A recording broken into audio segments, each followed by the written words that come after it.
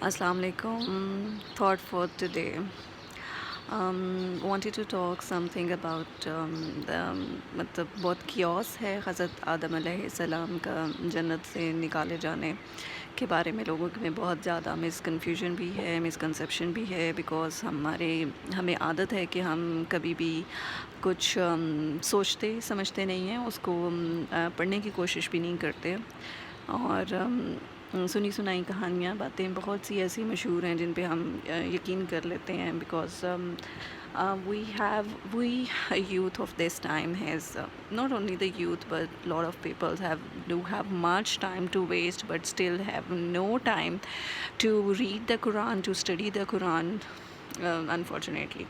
सो ये जौन सा है, ये ईसाइयों का जौन सा है, क्रिश्चियंस का कॉन्सेप्ट ऑफ माइंड है, और उनका तर्ज़ कह लें कि नज़रिया है जिसके थ्रू दे थॉट दैट कि हज़रत आदम अलैहिस्सलाम हज़रत आदम अलैहिस्सलाम की एक नाफरमानी, एक गलती या गुनाह की वजह से इनको जन्नत से निकाला गया था, और जिसकी सज़ा के तौर पर हम सब जो भी हैं क्योंकि क्रिश्चियंस भी सब हज़रत आदम अलैहिस्सलाम की औलाद हैं, आइदर दे आर मुस्लिम्स और नॉन मुस्लिम्स।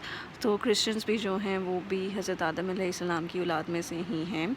तो दे थिंक दैट कि हम और वो अहले किताब भी हैं, थोड़ा बहुत नॉलेज उन्हें भी होगा अपनी बुक को पढ़ने का। अगर वो कुछ पढ़ते हैं तो उनकी बुक्स में भी मेंशन होगा कुछ ना कुछ। That's why they are it strongly believe in the thing कि ये हम एक पनिशमेंट के तौर पर दुनिया में आए हैं। लेकिन इतनी आसान सी है कि अगर कुरान पाक के स्टार्ट में ही अगर आप सूरह बकरा में जब हज़रत आदम अलैहिस्सलाम के वाक़ये का ज़िक्र है, तो अल्लाह ताला ने जब फ़रिश्तों से फ़रमाया था, तो अल्लाह ताला के बाकायदा ये वर्ड्स हैं कि अल्लाह ताला ने हज़रत आदम अलैहिस्सलाम को बनाने से पहले फ़रिश्तों से फ़रमाया था कि मैं ज़मीन में एक खलीफ़ा बनाने वाला हूँ।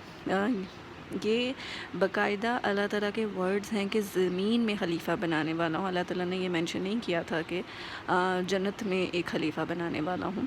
और अगर आप इससे कंसिडर करें कि उन्होंने जन्नत को ही ज़मीन कहा गया था, तो फिर जन्नत क्या है? तो ये मेरा क्वेश्चन है। फिर अगर आप इसको मुझे आंसर कर सकते हैं तो करें, लेकिन मैं आपको बता दूं कि जन्नत जौन सी है, जन्नत जन्नत है और ज़मीन ज़मीन है। ज़मीन ये हमारी अर्थ है और हेवन जन्नत है। मीनिंग्स वर्ड्स से ही इसको पता चल जाता है कि what is the difference in it. So the thing is कि अल्लाह ताला ने पहले ही जब हज़रत आदम अलैहिस्सलाम को अपना खलीफ़ा बनाने के लिए जब फ़ैसला फ़रमाया था, तो उन्होंने उन्हें ज़मीन पे ही नायब करना था, ज़मीन पे ही खलीफ़ा बनाना था, ज़मीन के लिए ही बनाया था और ज़मीन पे ही भेजना था। ये बहुत अंडरस्टूड है, इसमें कोई कन्फ्यूजन नहीं होनी चाहिए।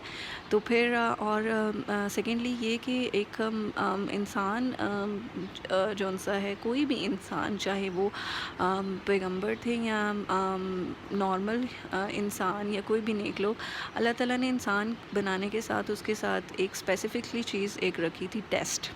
सो वो हज़रत आदम अलैहिस्सलाम का एक टेस्ट था। और डेफ़िनेटली हर इंसान को जब कोई ना कोई टेस्ट आता है तो उसके रिज़ल्ट्स भी होते हैं। सो वो एक टेस्ट था, टेस्ट के कॉन्सिक्वेंसेस थे, टेस्ट का रिज़ल्ट था, एक आपको टेस्ट करना था। So it was just a simple test उसमें। और अंबिया और जो पैगंबर होते हैं वो मासूम होते हैं, जस्ट लाइक फ़रिश्तों की तरह। वो अल्लाह ताला के नाफरमान नहीं होते, वो अल्लाह ताला के फरमाबरदार होते हैं। और वहाँ पे शैतान का चूँकि प्रॉमिस था अल्लाह ताला से कि मैं आदम जिसको आपने बनाया है, मतलब फ़ोकियत दी है, क्योंकि सजदा करने के लिए बोला है, मीन्स कि ही सुपीरियर देन अस। और उसका तकब्बुर उस वक़्त ये बोल रहा था कि आदम को आपने मिट्टी से बनाया है, मुझे आपने फ़ायर से बनाया है, या फिर मैं आपकी इबादत करता हूँ। आदम जौन सा है उसके पास तो वो इबादत भी करेगा, लेकिन मैं आपको दिखा सकता हूँ कि मैं उसे भटका सकता हूँ, जबकि मैं स्ट्रॉन्ग हूँ कि मुझे कोई भटका नहीं सकता। जैसे फ़रिश्तों का होता है कि फ़रिश्ते is just like a robot, जिसके काम के लिए उनको वो बनाया गया है, वो अल्लाह ताला के हुक्म की बिल्कुल जौन सी है नाफरमानी कर ही नहीं सकते। They are not organised for such things. लेकिन अल्लाह ताला ने इंसान को जौन सा है, इंसान को काफ़ी चीज़ों में जौन सा है वो इख्तियार दिया है, राइट और रॉन्ग का।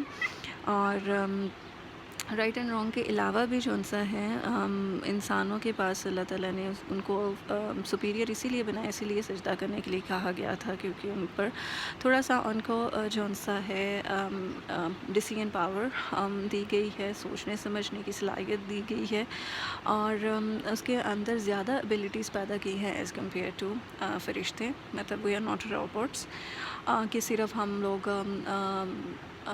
آرگنائزڈ سسٹم پہ چلیں.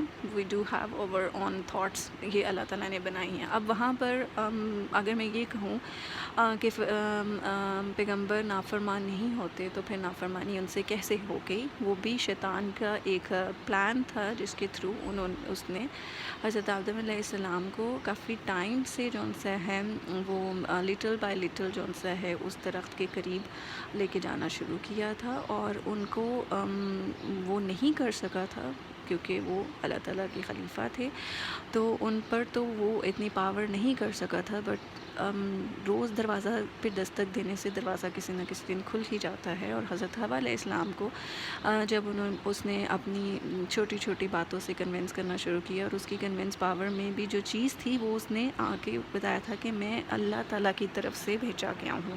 تو فرشتوں کو جو پیغمبروں پر اللہ تعالیٰ کی طرف سے آتا ہے تو انہیں یہی فیل ہوا تھا فرشتوں کو، حضرت حوا علیہ السلام کو، کہ شاید یہ اللہ تعالیٰ کی طرف سے کوئی حکم ہے، کوئی فرشتہ آیا ہے ہماری طرف ہمیں یہ پیغام دینے. اور اللہ تعالیٰ کے حکم سے انہیں، کیونکہ شیطان نے ان کو یہی کہہ کے بہکایا تھا کہ اگر تم اس درخت کا پھل کھا لو گے یا اس درخت کے قریب جاؤ گے تو تم ہمیشہ کے لیے جنت میں رہو گے. اور یہ چیز جو سا ہے وہ کہہ کے ادروائز تم جو سے کچھ عرصے بعد جو سا ہے تمہارا ٹائم جنت میں ختم ہو جائے گا، تمہیں موت آ جائے گی اور تم مر جاؤ گے. یہ کچھ اس نے پوری پلاننگ کے ساتھ ان کو جو سا اس چیز پہ کنونس کر لیا تھا. اور پھر جب ایک مومن کی نشانی یہی ہوتی ہے کہ اگر اس سے کوئی غلطی ہو جائے تو وہ فوراً مطلب انسان کو اللہ تعالیٰ نے بنایا ہے، جیسے میں نے پہلے ایکسپلین کیا ہے کہ وی آر ناٹ لائک فرشتے کہ ہم لوگ ایک آرگنائزڈ پروگرامڈ پہ چلیں. سو جب انسان مومن ہے ہی وہ کہ جس سے اگر کوئی غلطی ہو جاتی ہے تو وہ فوراً اس پہ توبہ کرتا ہے اور معافی مانگتا ہے. اور یہی چیز شیطان بہت زیادہ کوشش کرتا ہے کہ جب اس کے بندے سے، اللہ کے بندے سے کوئی گناہ یا غلطی ہو جائے تو وہ اس کو توبہ نہیں کرنے دیتا، بلکہ اس کو